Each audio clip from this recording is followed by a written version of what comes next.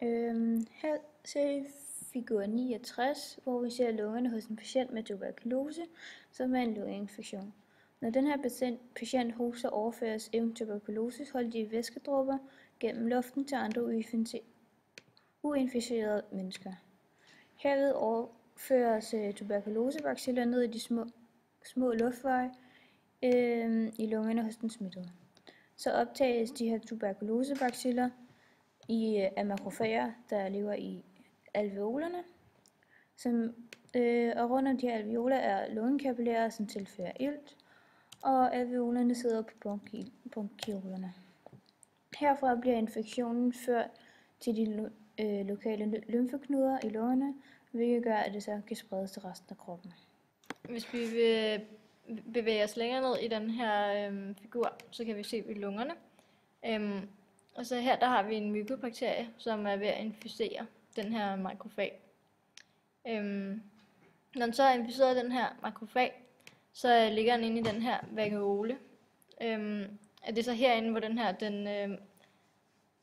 er herinde, hvor den her mykobakterie, den forhindrer at blive nedbrudt af sådan nogle fordøjelsesenzymer. Fordi den her mykobakterie, den forhindrer den her vakuole i at blive forsuret og fusioneret med de her lysosomer. Og det vil altså sige, at den her bakterie, den inficerer og indleder en infektion, som resulterer i, at der opstår en betændelse. Og det er så det, der hedder de her monocytter, de her makrofager og neutrofile granulocytter. Når de her celler de så går sammen, så danner det den her granulom. Og det er så her, hvor kroppens celler, det er her, hvor de her celler, de indkapsler de inficerede makrofager. Og når der så er gået 2 til 3 uger efter infusionen, så kommer de aktiverede lymfocytter og stopper yderligere spredning af de her baciller i kroppen. Og det får den her infusion til at gå hen i sådan en såkaldt latent fase, som betyder sådan en skjult fase, hvor der ikke rigtig sker noget. Og hvis de her granulomer, de så bliver nedbrudt senere hen, så kommer der masser af levedygtige tuberkulosebaciller spredt til luftvejene, hvor de ikke vil spredes videre, eller hvor de vil spredes videre gennem hoste. Så ja. Så bevæger vi os længere ind i immunforsvarets reaktion. Vi ser, at mikrobakterien sættes i gang ved bacillens binding til 12-receptorerne, som er her. Derefter kommer mikrobakterien ind i makrofag, som er med til at aktivere immunforsvaret. Makrofag udskiller sig af de her cytokin til resten af immunforsvaret, som så giver besked til de her, som så giver besked til T-hjælpecellerne om, at den er syg.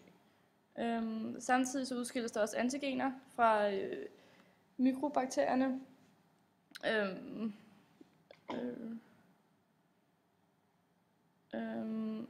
Det er antigener for mikrobakterierne. Ja. Hvad fanden er musen? Der. Den diriske celle har til opgave at informere immunforsvarets T-celle, så de bliver opmærksom på mikrobakterierne. Og det den gør, det kaldes også for TLR, eller en sen TLR-respons.